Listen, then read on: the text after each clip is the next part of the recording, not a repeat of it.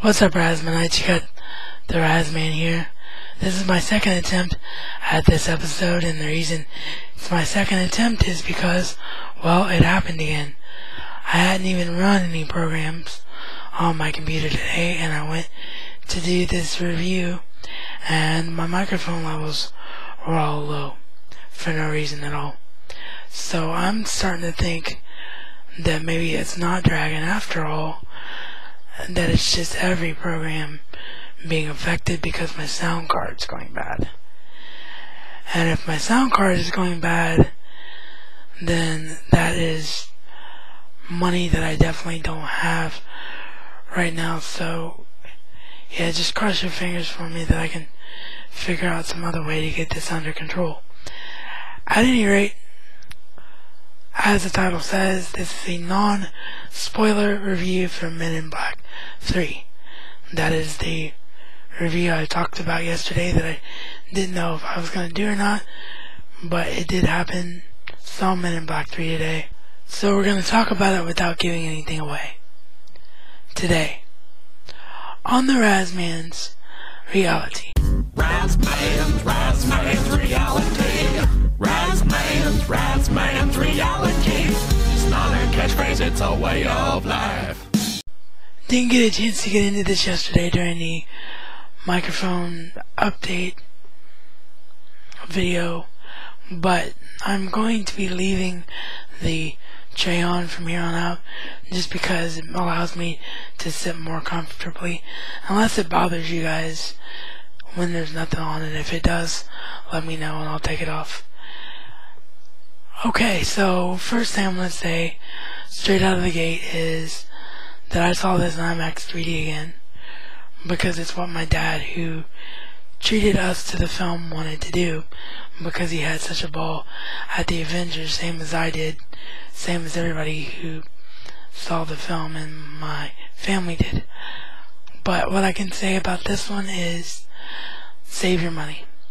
You'll be just fine seeing it in regular 2D, because this one, I believe, had to be post-converted. There was no real standout moments in 3D. The trailers looked much better than the actual film itself. And again, like I said about the Avengers, I think the Avengers was the first film I've ever seen that was intended to be seen in 3D, because it was shot in 3D. They made no secret of it being shot in 3D. I don't remember hearing that about Men in Black 3. I think they've been working on Men in Black 3 for a long time, so it was most likely post-converted. So yeah, just save yourself some money and see it in 2D. As for the film itself, the most I can say about it is just what you've seen in the trailer without giving it away. As usual in the Men in Black universe, there's the main bad alien that causes trouble that directly affects one of the agents or both. In this case, it's Agent K, and what this alien does to Agent K causes Agent J to have to work back in time with a younger Agent K. And that is all I can say about it without giving any plotline away.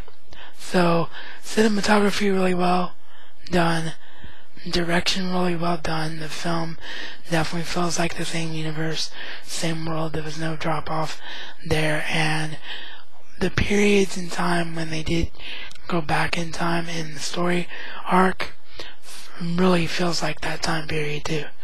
They did a nice job with it.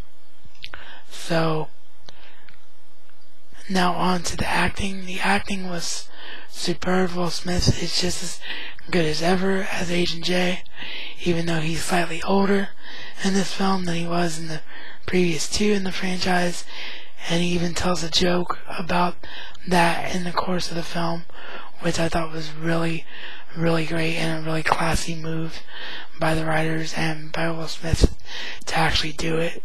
I thought that was one of the standout moments in the film. Agent K, played by Tommy Lee Jones, the original Agent K, is just as good for the brief time that he's on screen. He does a fantastic job as always with the role.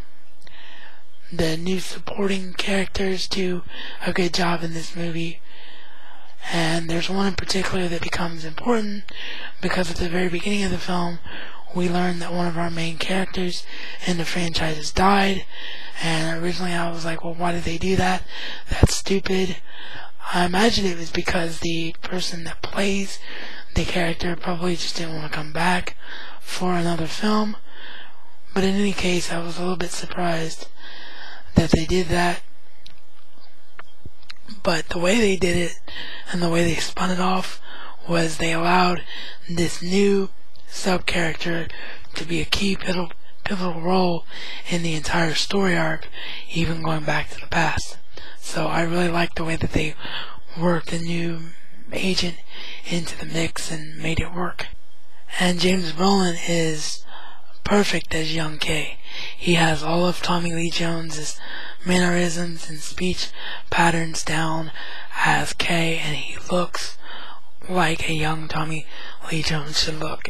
That was obviously the one part of this film that I, or anyone going to see it, would have been apprehensive about, is does the fact that there's another guy playing K, is it going to ruin the flow and the ambiance of this film? And I'm happy to say that it didn't. It made a really good story. So yeah, if you like the first two Men in Black films, there's absolutely no reason that you shouldn't enjoy this film, and I'm looking forward to hopefully seeing Men in Black 2 released on Blu-ray finally, and we have a nice uniformed Men in Black trilogy set, because so far the first one is the only one that's gotten the high definition transfer treatment. And as always, I'll be back when I get the Blu-ray, because I'll be able to say more about the film then, or I might say more about the film like I did with the Avengers on my radio show. Thank you all of you for your feedback yesterday, and now I know that this mic, when properly set, does sound as good as I thought it did, so I will be using this for everything from here on out.